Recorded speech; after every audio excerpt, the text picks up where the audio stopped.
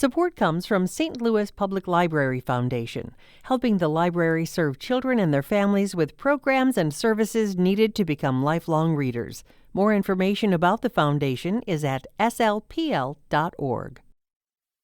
This is St. Louis on the Air from St. Louis Public Radio. I'm Elaine Cha.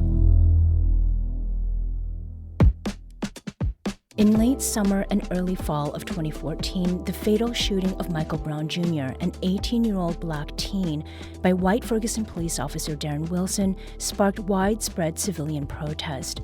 Then Missouri Governor Jay Nixon established the Ferguson Commission in mid-November that year to look closely into police misconduct and examine disparities in economic opportunity, education, governance, and law enforcement. The results of the Commission's work were released 10 years ago yesterday. Its landmark report, titled Forward Through Ferguson, A Path to Racial Equity, presented 189 calls to action, as well as recommendations to address issues the Commission identified as root causes of disparity in the St. Louis region. The Ferguson Commission report also called for the creation of a nonprofit named after its report, Forward Through Ferguson. Annissa McCaskill is the executive director of that organization. She joins us now to discuss its work, where the St. Louis region stands on the Commission report's action items, and what challenges Forward Through Ferguson faces as it pushes along the path toward racial equity. Annissa, welcome to St. Louis on the Air. Thank you for having me. And before we begin, a quick transparency note. I've previously contributed to and collaborated with Forward Through Ferguson, most recently in 2019. So, Annissa, per the Ferguson Commission report, what was Forward Through Ferguson created to do? We have several tasks from the Commission, one of which is to keep the document alive, to make sure that we are tracking and that everyone is informed about the 189 calls to action, and to also act as an intermediary, to be a holder of accountability for those in positions of power, but also be a partner in empowerment in the community. Mm-hmm. Why was a new nonprofit necessary? There was no one doing the work. When you have this much of community coming together, stating that these are the things that we want to have happen, and there's no place to put that work and that accountability and that tracking and that policy partnership, something new had to be created. Now, the word catalyst has been a key term that is used to describe Forward Through Ferguson's work, what the people are doing. What change with regard to the Commission's 189 calls to action has Forward Through Ferguson catalyzed specifically around capital P policy? Mm-hmm. I think the most recent that probably jumps to mind and that we've gotten a lot of questions about more recently, there are probably two. One being the Transforming 911 document that spoke to the infrastructure, or rather the lack of investment in infrastructure with our emergency response systems, particularly 911. And, with the tornado that happened in May, we received a lot of questions about that. That was a document that we issued not knowing that we were going to have a generational natural disaster in St. Louis. The other that definitely comes to mind, it comes up over and over again, is Equity Indicators, which was published in 2018 and gave measurement and a grade on a scale of 0 to 100 of where we were as a region. I think we came at about 40 to 45%, which I think was alarming to people to see it in a percentage. But when you look at that measurement, it gave a good baseline and a good idea of where we were as a region, not just in light of what happened with Michael's death, but just generally in education and housing and where we were in economic mobility, where we are with criminal justice reform. And it allowed us to see what other work needed to be done when you look at that as a prism for the 189 calls to action. Mm-hmm. What about lowercase p policy? What kind of change has Forward Through Ferguson been able to catalyze in that category? In terms of policy, we sit at the table in coalition with several other organizations, but the document talks about the necessity for justice reform. So we've seen a shrinking of municipalities utilizing community in order to budget. So traffic stops, the closing of the workhouse, while we were not the direct catalyst for that, our work in policy informed those types of decisions.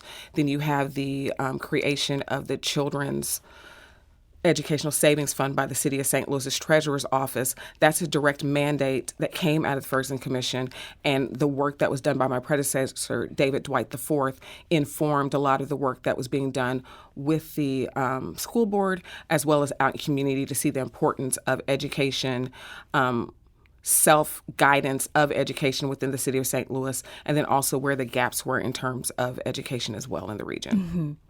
Now, roadblocks are something that are going to inevitably come up with any effort.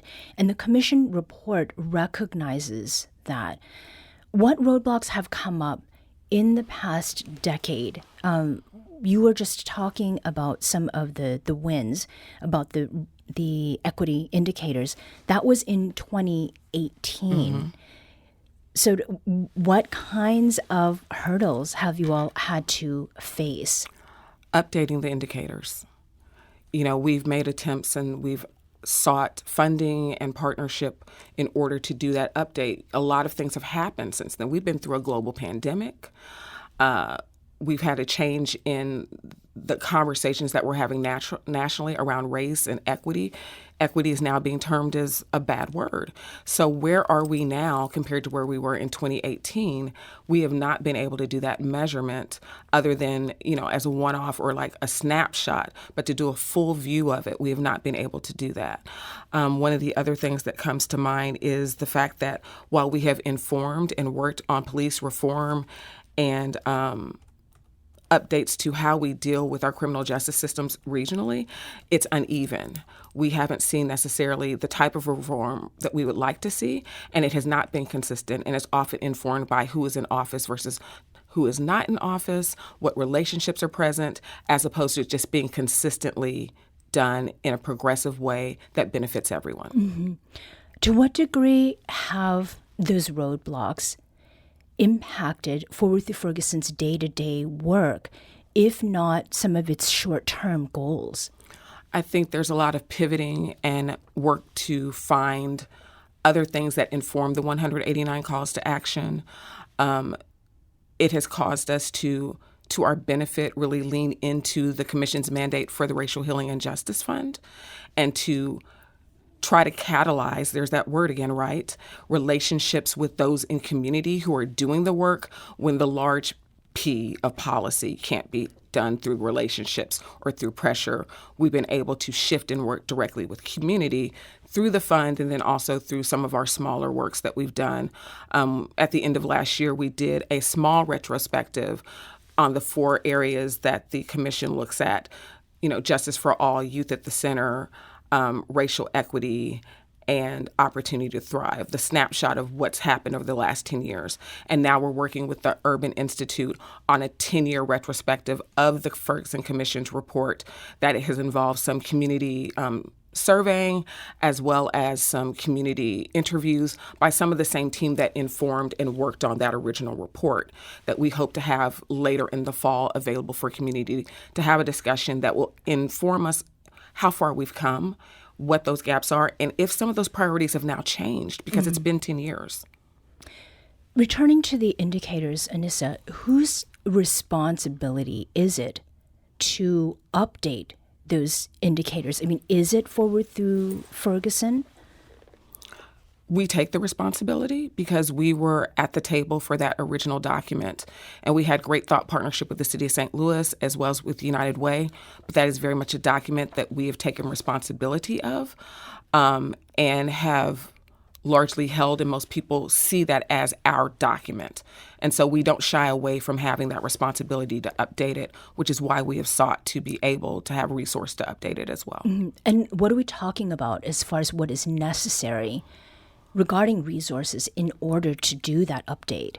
Hard numbers, we have looked at anywhere from $50,000 to $100,000 because you have staff time and staff salary, but then there's like surveying, there's convening of individuals, there are interviews, then you have to be able to print it, website it, all of those things. So we've looked at different cost for it, I think one of the lower ranges that we've looked at was around $20,000 to $25,000, but that would be a very streamlined process. Mm-hmm. That is a big chunk of money. And for a company or an organization of your size, that is a large challenge. What kinds of, another P, partnerships would be necessary in order to cover that? We have spoken to several different foundations, but at this point we're also trying to figure out and come up with a mechanism for a community to assist with the cost of that or to make that investment, because it is something that is to the benefit of all community. Also looking to see what partnerships there may be outside of St. Louis, because it is such a tight area. And then honestly, there are so many other things that are taking priority right now with the response to the tornado, with all of the things that are going on. It's very difficult to say, give us money for this report, which does benefit and probably would inform the responses that are necessary to really build up the North Side and the West End. But we also know that priorities have shifted quite a bit locally, and it's very difficult to necessarily get the full amount necessary. So it may be a cobbling of several different resources locally, individually, as well as nationally in order to get the type of money that we need in order to do the report. Annissa, last week, the St. Louis Business Journal, speaking of money, reported on layoffs at Forward Through Ferguson, and that was a change that affected 3 of its now former staff. How much of that is about what is in the bank right now, and how much of it is about challenges that exist for sustained funding of racial equity work, especially given the current political climate? I think it's both. So we're fortunate that we do have some money in unrestricted funding, but with the shift in national priority as well as local priority in partnerships for organizations that are working in racial equity, inclusivity, social justice, platforming, the priority and the monetization is just not there for organizations like ours. So in order to be able to withstand the current climate, to get ourselves through next year, to get us through even into 2027, and hopefully hold our heads down and ride out the storm, this is what we had to do in order to have future sustainability to do this work. In brief, what are the top 2 priorities for the next 4 years? And I have chosen that number because it's through the halfway point too, and 10 years from 2039, which was set as a priority of generational shift. Right. So I would say equity indicators, to be able to have that snapshot, but then also truly getting the Racial Healing and Justice Fund launched as an endowed fund. We went through a cycle of a pilot that allowed us to put over $1 million into the hands of over 70 organizations that were doing the work of the 189 calls to action. So what does it look like to have a fully endowed fund that is able to pour capital, resource, mentorship, partnership, and community support behind the fund to keep that work going, because what we know is that as they do this work, it ripples out into community and their work influences others. And so to be able to get equity indicators funded so we can have that snapshot and see where the gaps are and what may have shifted during this period of time, good, bad, or even stagnation, as well as having the fund up and going to empower community, because the document and our organization came from community. So to be able to have a mechanism of the report up and going, endowed, and allowing community to continue to do its work, because several of the people who were funded had never received funding because traditional philanthropy just was not a fit for them, whereas this allowed people who were maybe doing work out of their homes or struggling to even get the 501c3 up and going, the ability to do so. The Ferguson Commission report states that the Commission's work, quote, shows that we have a responsibility to seek and demand change from accountable bodies named in the report. Annissa, who is that we? And what is Forward Through Ferguson's responsibility in that larger push for change? I think that the we is all of us. And when I say all of us, it is foundations, it is nonprofits, it is your average citizen, it is your religious institutions, all of those accountable bodies that are listed in the commission report. That is we. Where the Forward Through Ferguson staff and organization falls is that we are responsible for, one, making sure that we understand that we is all of us, but then also that when it's necessary, we apply the pressure necessary for policy and to those who have seats in power, but that we also have the ability to bring those who often feel disenfranchised and left out of policy discussions, structural change, the ability to come to the table, and that we can push away once those connections are made between the two. Mm-hmm. And very briefly, what is it that convinces you that this is a storm to ride out as opposed to a long-term, permanent reality? I move from the space that anytime there has been movement by people, particularly by people who are collective in voice, and that's what I'm seeing on a more daily basis, that people who had never spoken are speaking now. Just like 10 years ago, 11 years ago, people who had never participated in public process now know that government entities are accountable. And so I have enough faith in the people that I call my neighbors that they will not sit still and allow what we're going through now to continue silently. So I have enough faith in community that if we hold our heads down and do our work and stay consistent in our work and in our voice, that we can ride through it together. Annissa McCaskill is the executive director of Forward Through Ferguson, the nonprofit created by the Ferguson Commission after the release of its landmark report 10 years ago. We need to take a quick break. When we come back, we'll continue our conversation about what's changed and what remains to be done since the Ferguson Commission's report release in September 2015. This is St. Louis on the Air on St. Louis Public Radio.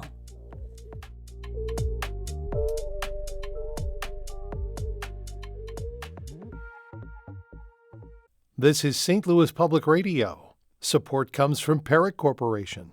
With a commitment to serving the St. Louis community through local partnerships and charitable support, guided by Perrick's core values.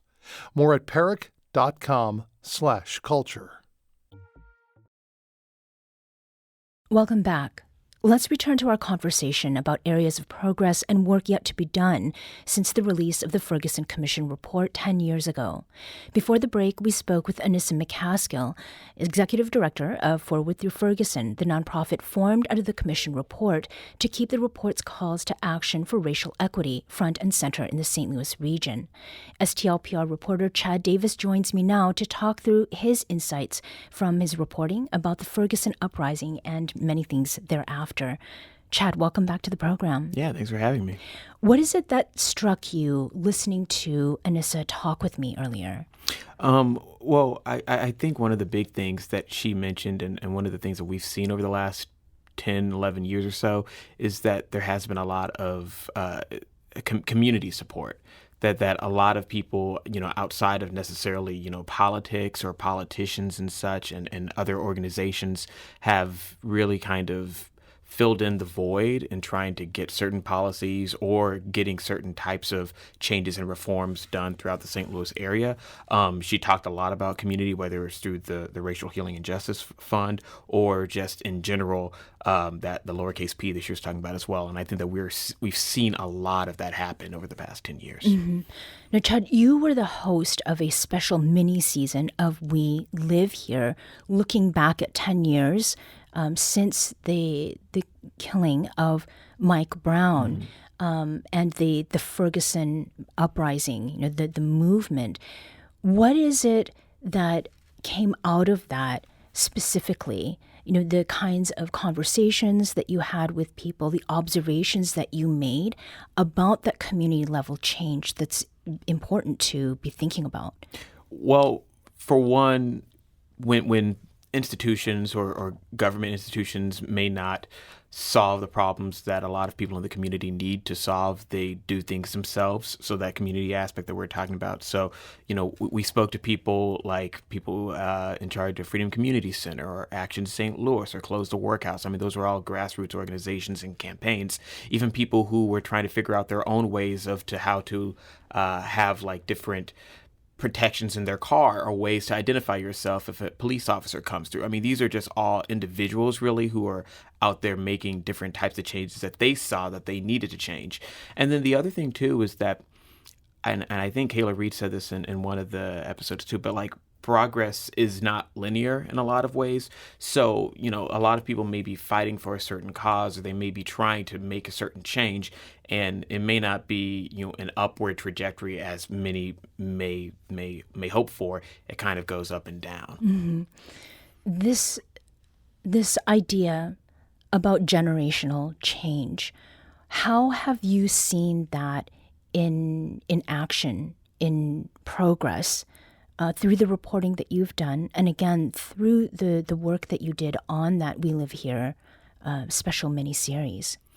It is a lot of younger people who have taken the mantle to try to make a lot of these changes. So even someone who is in like elected office, like Rasheen Aldridge, who was a part of the Ferguson Commission in 2015, became a state rep and is now a Board of Aldermen member.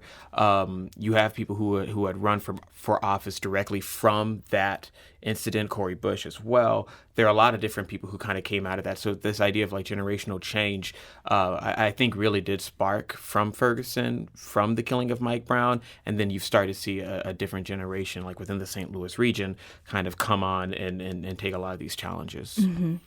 10 years is a very arbitrary number. Yeah. I mean, there was the 5-year anniversary, then there's the 10-year anniversary.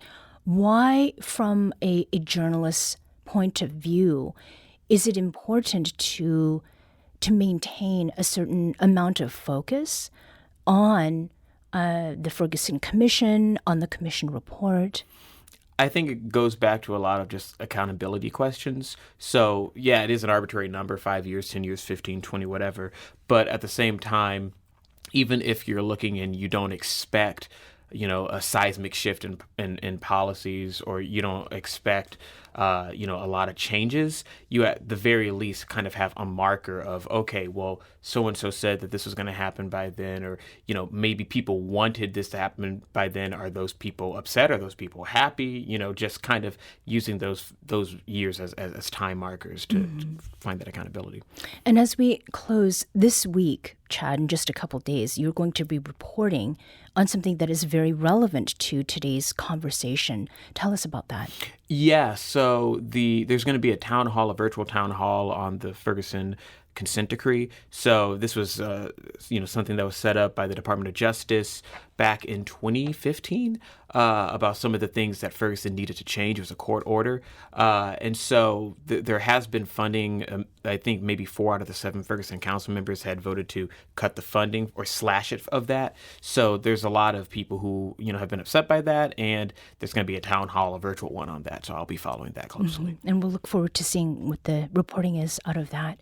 Chad Davis is a reporter for St. Louis Public Radio and host of the special mini season of We Live Here. Thank you again, Chad, for joining us today. Thanks for having me.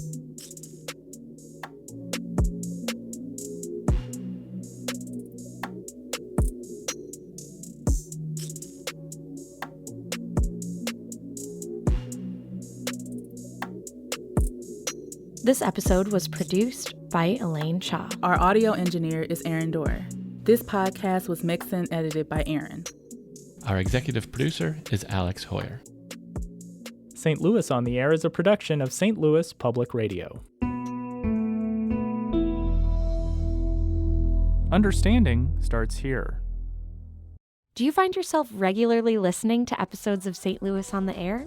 Suggest us to a friend you think might enjoy our conversations. And leave us a review and rating on Apple Podcasts on the App Store. It's the simplest way to help people discover our show. Thanks. St. Louis Public Radio is a member-supported service of the University of Missouri St. Louis.